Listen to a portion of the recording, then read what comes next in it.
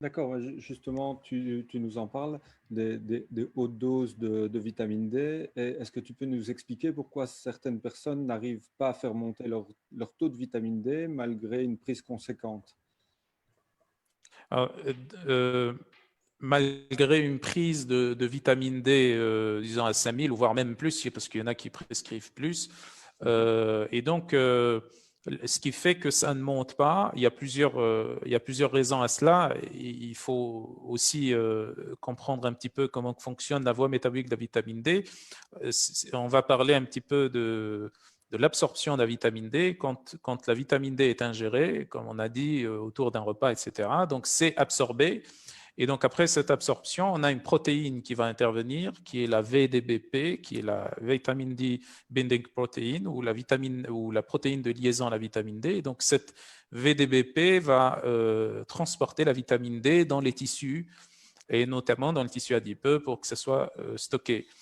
Et donc, parfois, on a le gène qui code pour cette protéine-là qui présente des SNP ou des mutations qui font qu'il y a moins de production de cette protéine-là. Donc, déjà, ça, c'est un point à considérer, c'est qu'il y a un manque ou une carence ou un ralentissement dans la synthèse de cette protéine de liaison, la vitamine D, qui fait le transport de la vitamine D. Donc ça, c'est un premier point. Un deuxième point, c'est ensuite l'hydroxylation, parce que vous savez que la vitamine D, elle subit deux hydroxylations. Donc la molécule de vitamine D, elle contient 25 carbones. Donc dans le foie, c'est la première hydroxylation, et c'est une hydroxylation qui va se faire au niveau du 25e carbone, du dernier carbone. Et donc c'est ce qu'on appelle une 25 hydroxylase, donc l'enzyme qui va faire cette hydroxylation. Et donc, parfois, on a le CYP qui code pour cette protéine-là, cette enzyme-là, la 25 hydroxylase, il va être muté aussi. Et donc, cette mutation-là va engendrer aussi un ralentissement dans la production de cette enzyme. Donc, on aura moins de vitamine D hydroxylée au niveau du foie. Et puis, la dernière étape, c'est au niveau du rein, une deuxième hydroxylation, mais cette fois au niveau du premier carbone. Et là, c'est la 1-alpha-hydroxylase.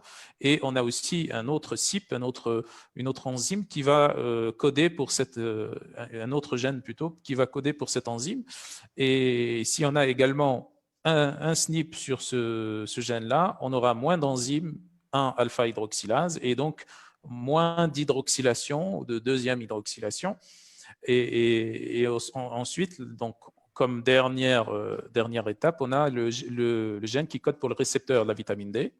Donc, le récepteur de la vitamine D qui se trouve dans toutes les cellules, le VDR, Vitamin D Receptor. Donc, ce VDR, le gène qui code pour ce récepteur, il peut aussi être muté. Et donc, sur cette mutation-là, il va y avoir moins de récepteurs et donc la vitamine D ne va pas pouvoir se fixer sur un récepteur pour donner un effet biologique. Donc, la cascade de phosphorylation, la fameuse cascade de phosphorylation pour pouvoir donner les effets biologiques qui sont connus de la vitamine D.